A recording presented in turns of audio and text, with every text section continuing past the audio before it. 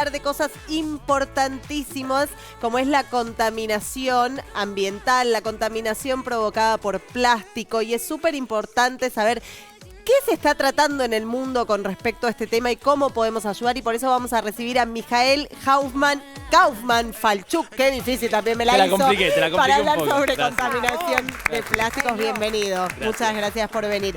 Bueno, hay un tratado global Potencial.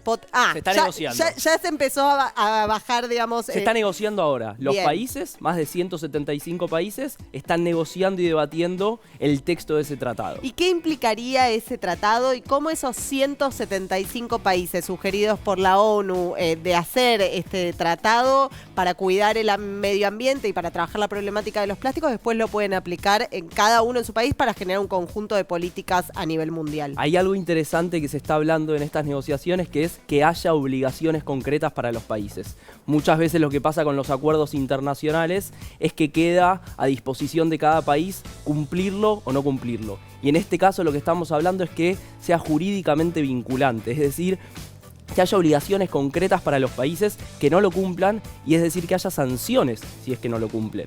Después la pregunta es, para quien nos está mirando desde su casa, bueno, me queda un poco lejana la negociación de los países. ¿Qué pasa en Argentina? Lo que pasa en Argentina es que hoy tenemos más de 5.000 basurales a cielo abierto. En gran parte hay un porcentaje de esos residuos que son plásticos, que son dañinos para la salud humana, que son dañinos para el ambiente, y es lo que hace que hoy, por ejemplo, tengamos islas de plásticos. O sea, islas que están flotando en los océanos más grandes que países. Y hoy no hay ninguna regulación en nuestro país, o cuál es la situación en Argentina para regular esos plásticos. En nuestro país tenemos algunas leyes que tratan sobre los residuos. Se está debatiendo, por ejemplo, lo que tiene que ver con plásticos de un solo uso, pero hay distintos lobbies que vienen frenando el avance de esos proyectos legislativos, y claramente en un año de elecciones los procesos legislativos cuesta que avancen. Y pienso lo importante de trabajar con ese tema, porque hace no mucho yo fui a hacer una nota sobre justamente cómo se están haciendo casas a través del plástico. Digo, hay un montón de cosas para hacer si uno tiene la convicción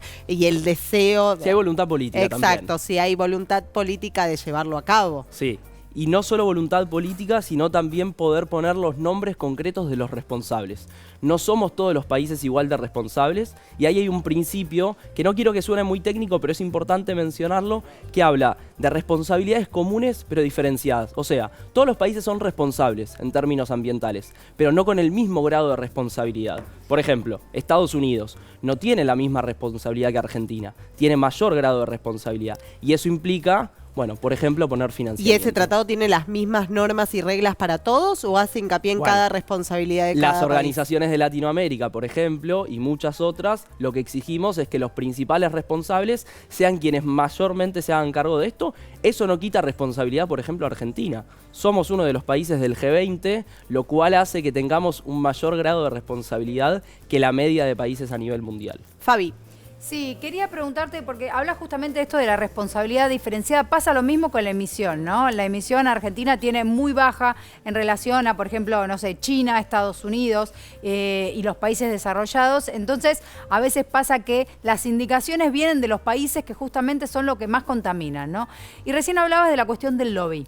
Quería preguntarte en particular, ¿quiénes son esos sectores que están peleando para que no haya este tipo de regulaciones, que me imagino están vinculadas a la industria? Claro que sí, y ahí hay algunos sectores. Uno es el de las petroquímicas, justamente porque las petroquímicas vienen invirtiendo miles de millones de dólares para que la producción de plásticos crezca, no que decrezca. Y lo que debatimos con este tratado es que necesitamos que se frene la producción de plásticos. Es como una bañadera.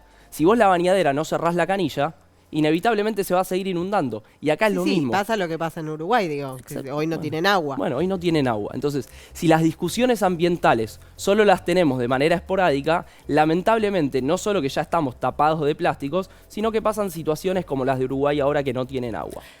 Sí. Volviendo a la pregunta, el lobby también de la industria ultraprocesados, esa misma que hace unos días en este programa se habló de etiquetado frontal. Sí. Esas mismas empresas que en nuestro país frenaron en su momento el proceso de la ley de etiquetado frontal, pero no pudieron, y que son las que ahora no quieren implementar la ley, bueno, a nivel global son las mismas que dicen, queremos un tratado global de plásticos.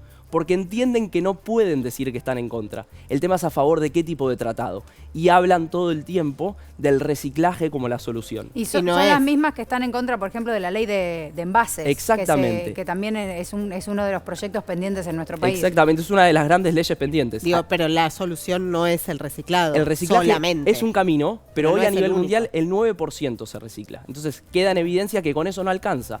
Y ahí, y sobre todo siendo Argentina un país pionero en muchas de estas cuestiones, tenemos que reivindicar el laburo y la militancia de las cooperativas de reciclado, entender que cuando hablamos de este tratado global necesitamos una transición justa. Y no por sonar disco rayado, pero transición justa quiere decir que los recicladores estén en la mesa, en la toma de decisiones, totalmente. y que haya una mirada de derechos humanos de este tratado y que no se defina, como muchas veces sucede desde Europa, desde el norte global, y como vos bien recién decías, nos bajan las supuestas soluciones a los países No, como sin Argentina. duda los que tienen que tomar las decisiones son los que trabajan en el campo. Los viven todos los días. Juli.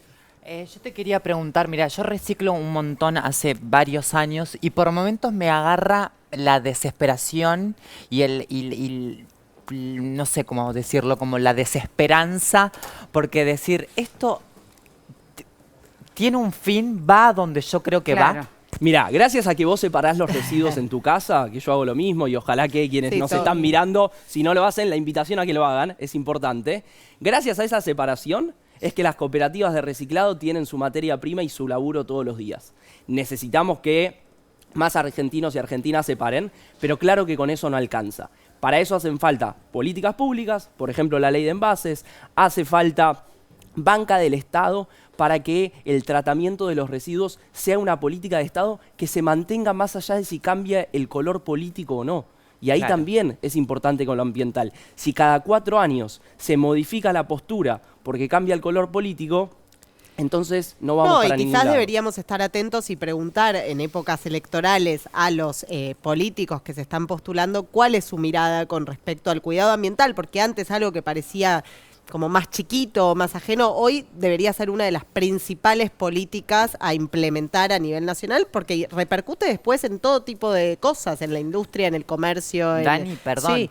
Y además que Fabi creo que lo debe tener más claro. Hace unos días se registró como la temperatura La más semana pasada, elevada del planeta. planeta. Entonces como que hay algo que a veces pienso, digo, tengo esta pila, ¿qué la hago? ¿Para dónde voy? Igual yo tengo una pregunta. Yo hasta ahora no escuché a ningún candidato o candidata con firmeza hablar en No, año por eso lo electoral digo, de la cuestión políticas ambiental. ambientales. Entonces ahí también la pregunta de como electorado, como sociedad, ¿le exigimos o no le exigimos Claro. eso a los candidatos? Bueno, Yo creo que no lo estamos Justamente haciendo. la semana pasada salimos a hacer una encuesta con los jóvenes, que son el sector que lo está traccionando, ¿no? Que más demanda la temática y que justamente se siente más alejada de las plataformas electorales porque nadie lo recoge.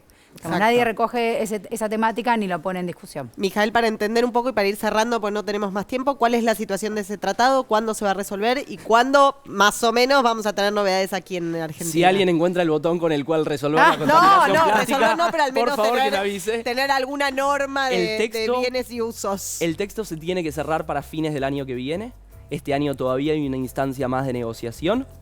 Así que nos queda 1 año y medio más de negociaciones. Ahí importante el pedido, la exigencia para que la postura de Argentina y de toda Latinoamérica sea más ambiciosa. La postura de Argentina podría ser mucho más ambiciosa de lo que viene siendo y tenemos con qué, y sobre todo a 40 años de democracia, levantar la bandera de derechos humanos en estas discusiones. Y aunque parezca poco, sigamos reciclando, reutilizando y Pues todo sigamos lo que hablando hacemos en TV en pública casa de y estos sigamos temas. hablando Sí, de estos hermoso. temas. Ni hablar.